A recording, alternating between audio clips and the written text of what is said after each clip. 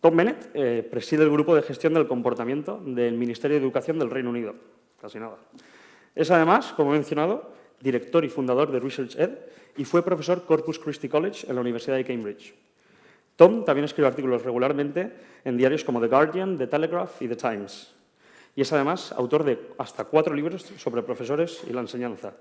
El primero, Teacher Proof, el segundo, Teacher, Mastering the Arts and Crafts of Teaching, el tercero, Not Quite a Teacher, Target Practice for Beginning Teachers, y el cuarto, The Behavior Guru, Behavior Management Solutions for Teachers. Tom viene a hablar sobre cómo combatir la fake education. El título de la ponencia ya se lo dice todo, la revolución en la enseñanza, entre el conocimiento y las falsas creencias. Nuestro ponente ha asegurado en más de una ocasión que es necesario quitar el polvo a los mitos de la educación, que hay falsas creencias que guían a los profesores a enseñar lo que enseñan y a cómo lo enseñan. Por eso tengo ganas de escuchar a Tom hablar sobre cosas que más de una vez he pensado tanto como alumno como ahora al salir de la universidad.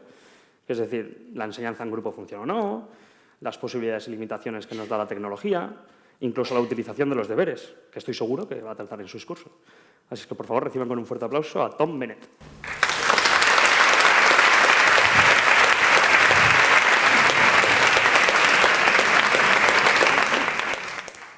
Thank you very much. 22 fantastic hours.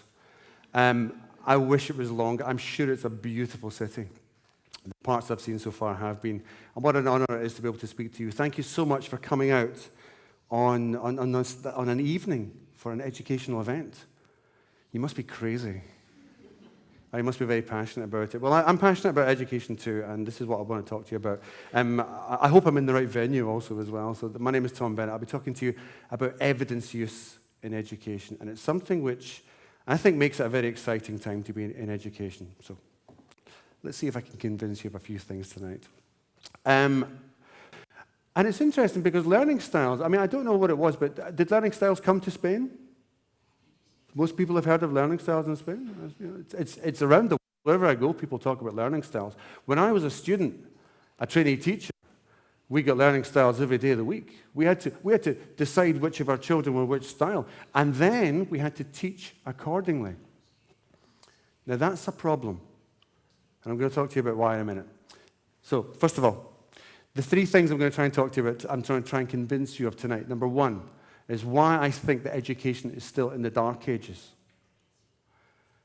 And then I'll run in case it upsets people. And secondly, I'm going to try and tell you what I think are the most common myths in education, things which have got no evidence to substantiate them at all. And thirdly, I'm going to talk about how evidence can actually help us do things better than we were doing it already, which is why I think we're at a very exciting point in the journey of education. I think we're in a very, very brave new world, if that doesn't have too many connotations. Academically, I think education is an utter mess. I think it's in the 19th century. People try to compare education to medicine. And I think that a lot of what we do today in our schools, I'm not talking necessarily about Spain, but around the world, is dominated by and driven by not just evidence, but by philosophy from the 19th century, which has lasted for far, far too long and become a tradition, and that tradition has now become a dogma. And that dogma is very, very hard to question. And that's what I'm here to do today, and also with everything else that I do. And school leaders are not trained to be evidence-informed, which isn't to say that they're completely uninformed, but to say that they're not specifically trained to be informed. Now, I hear teacher educators, I'm not sure what you would call that here, but the people who train the teachers, of whom there are many very good ones, but frequently dispute with me and say things like, oh, no, we covered this, we mentioned all these theories and so on. If you think very closely about why you teach that way, what inspired you? What made you that kind of a teacher? And what I find fascinating is that very often the reason why we became teachers like the way we are is for reasons which are not conscious. We didn't decide to teach this way. We just ended up teaching this way very, very frequently. The different types are fine categories, but this is a dangerous triangle because it implies that one is better than the other. That if you want children to really remember, they should be doing it. They should be doing it. So rather than memorizing a maths table, like a multiplication table, They should be, putting stones on top of one another. Doing both is usually quite helpful, I might add. Technology is a wonderful tool. You can do so many fabulous things with it in education. If you know what you're doing with it, if your technology is regularly maintained, if your staff are trained, if your students are trained to use it, if the software is updated, and so on and so on. It's a lot of work, but I do acknowledge that there's many instances when it can do a lot of good. So I'm not anti-technology. What I will say is this. I go to a lot of schools where technology is used very badly because teachers and schools believe it will somehow fix their problems. Behavior problems, learning problems, revision problems, and so on. I mean, they probably can do if you're really good with them. They're a tool, after all. You can do great things with them. Most of the evidence basis for technology comes from technology manufacturers. Well, one of them is what we call cognitive load theory. A guy called John Sweller, Professor John Sweller, in the University of Melbourne. And incidentally, these slides will be available to you if you want them. I'm more than happy to distribute them if you like. Cognitive load theory is a reasonably simple theory, and it's basically this. We have data coming in all the time. Could be learning, could be sense data, and so on. We have a working memory, the thinking memory, the memory that you're thinking with right now. And broadly speaking, although this is an oversimplified model, obviously, we have a long-term memory. So one of the first things you need to do is when you're teaching any complex subject is break it into small steps. I mean, you can try and imagine the analogy of, small enough to go through the bottleneck and into the bottle. Which is why you don't try to teach children English or Spanish by, asking them to read Don Quixote at the age of 4 or something similar. I was desperately trying to think of an author. Many teachers still make the mistake of teaching a subject and then waiting months and months and months and months before the students revisit it, often before an exam or some other terminal date.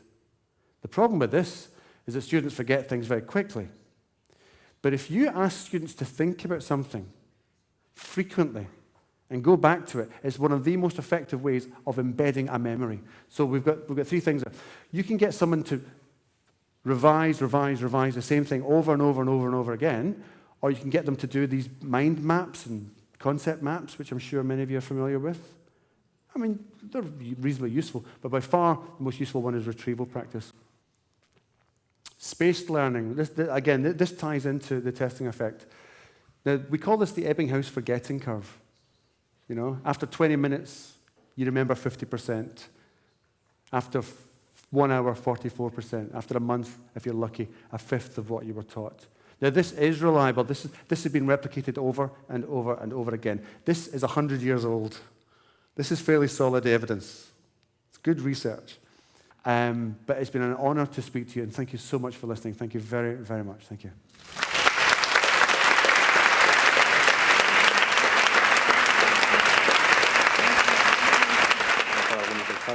Y el acto lo va a clausurar la subdirectora del Caxton College, Marta Gil. Un aplauso, por favor, obviamente.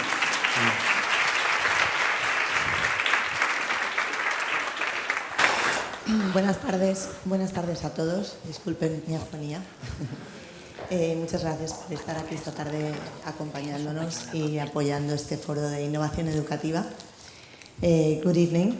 And I'm sure we are all we have had the pleasure to listen to Tom Bennett today, and we are really grateful for having Tom in Valencia with us this evening, reflecting about education.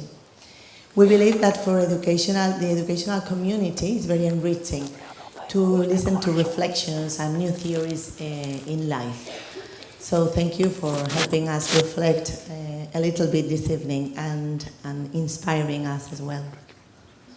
With this forum, we try to pull the best ideas from renowned educators from around the world.